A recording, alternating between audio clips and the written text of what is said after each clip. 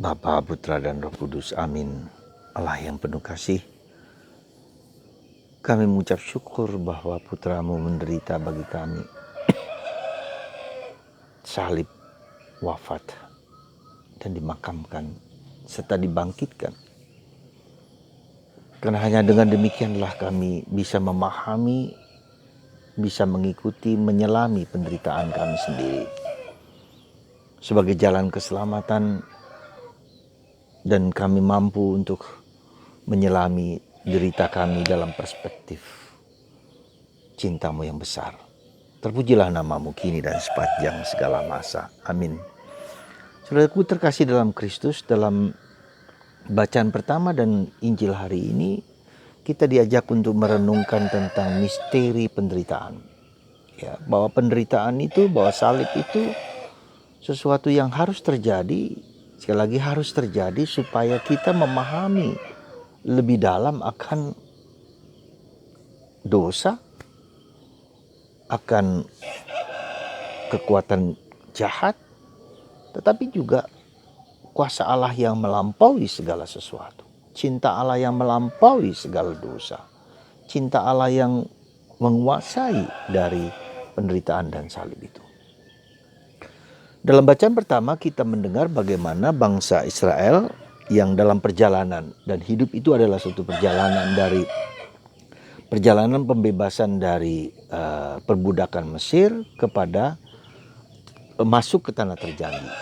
Dalam perjalanan itu kita bisa mengerti dan memahami bahwa bangsa Israel yang diberi makan mana dari atas, ya, makanan mana dari atas untuk kehidupan mereka, karena mereka tidak mungkin untuk menanam, untuk bercocok tanam, untuk mendapatkan hasil, hampir tidak mungkin di padang gurun lagi pula. Maka Tuhan memberikan kepada mereka mana, ya, roti dari surga itu.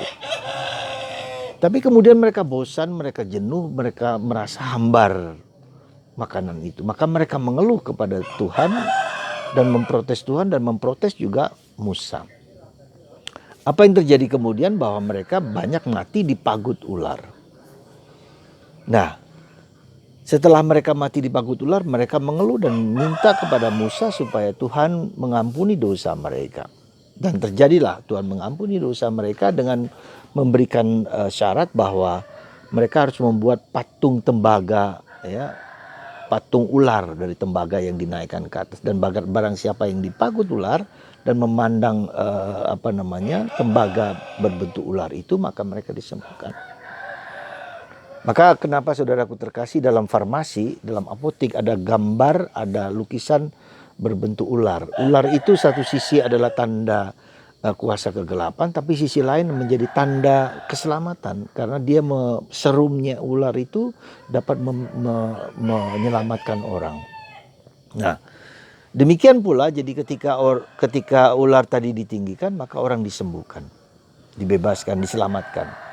Nah, itulah yang dikatakan Yesus juga ketika Yesus ditanya, siapakah engkau? Ya, Yesus mengatakan, apa gunanya aku bicara dengan kalian? Ya, sudah cukup banyak yang sudah kusampaikan kepada kalian, tapi kalian tidak mengerti dan tidak memahami. Tetapi nanti kalau Anak Manusia ditinggikan, kalian tahu bahwa siapakah dia. Nah, kata ditinggikan dalam Injil Yohanes itu berarti disalibkan. Jadi ketika Yesus disalibkan, menjadi tahulah siapakah Yesus itu sesungguhnya. Dan itu benar. Ketika Yesus disalibkan, seorang perwira Romawi, sekali lagi perwira Romawi, ya, mengatakan bahwa dia sungguh-sungguh anak Allah. Dia sungguh-sungguh Allah. Jadi perwira Romawi itu mengakui bahwa Yesus sungguh-sungguh adalah Allah. Dan juga seorang yang penjahat yang di sebelah kanan yang mengatakan kepada Yesus, last minute loh dalam hidupnya, last minute loh. Dia mengatakan, Tuhan, bila engkau ke surga, ingatlah akan aku.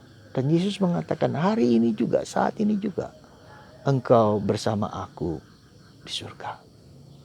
Ya, last minute pada waktu salib itu. Dan kita jangan lupa bahwa kemudian pada waktu Yesus disalib itu, kemudian bait Allah terbelah menjadi dua. ya gempa, getaran dan apa namanya alam semesta gelap dan seterusnya dilukiskan dalam Injil tentang hal seperti itu, dan bait Allah terbelah dua. Jadi ada, sekali lagi saudaraku terkasih dalam Kristus, apa yang sebetulnya mau disampaikan kepada kita, bahwa salib itu seringkali harus terjadi dalam hidup kita. Harus terjadi. Supaya kita belajar, tahu, mengerti dan memahami bahwa salib itu memang membuat kita bisa hancur, bisa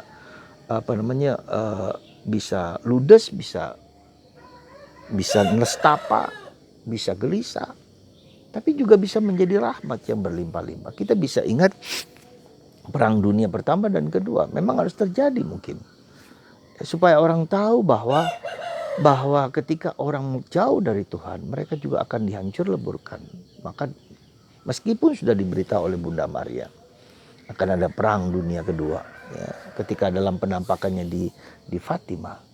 Ya. Nah, mungkin juga dengan perang Ukraina dan Rusia ini memang harus terjadi dulu supaya orang belajar memahami, belajar mengerti betapa mengerikannya ketika nuklir dihancur leburkan, ya, dilepaskan. Ya, mudah-mudahan tidak terjadi. Tapi siapa tahu, kita nggak ngerti, ada orang gila yang kemudian berani memejet tombol tinggal hancur dunia. Seperti halnya Perang Dunia Kedua. Ketika Amerika menemukan bom lalu menghancurkan Hiroshima dan Nagasaki, dan berapa orang hancur lebur dan berapa orang mati. Orang diingatkan mungkin dengan salib itu, dengan salib hidup kita masing-masing, kita diingatkan.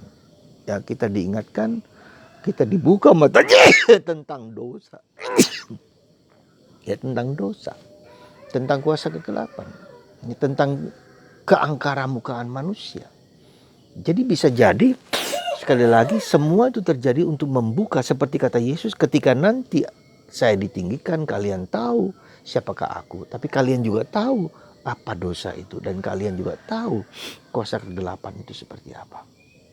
Saudaraku terkasih dalam Kristus, semoga Anda, saya, dan kita semua, ya, menyadari penderitaan dan salib Anda sendiri dan salibku, salib Anda, salib kita bersama, sebagai jalan untuk menemukan keselamatan.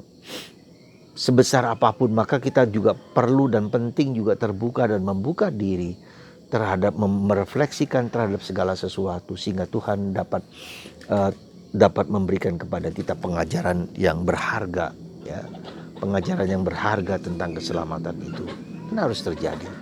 Maka mari saudaraku, ketika Anda mengalami salib, ya, terimalah itu dengan penuh keikhlasan, penuh kedamaian, penuh ketentraman, penuh ketulusan ikhlas.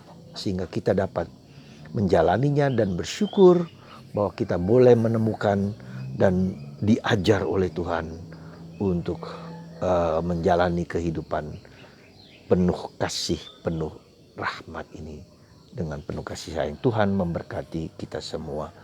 Dan Tuhan mengagungkan kekuatan keabadian kepada kita berkat salibnya bagi kita semua, dalam nama Bapa dan Putra dan Roh Kudus.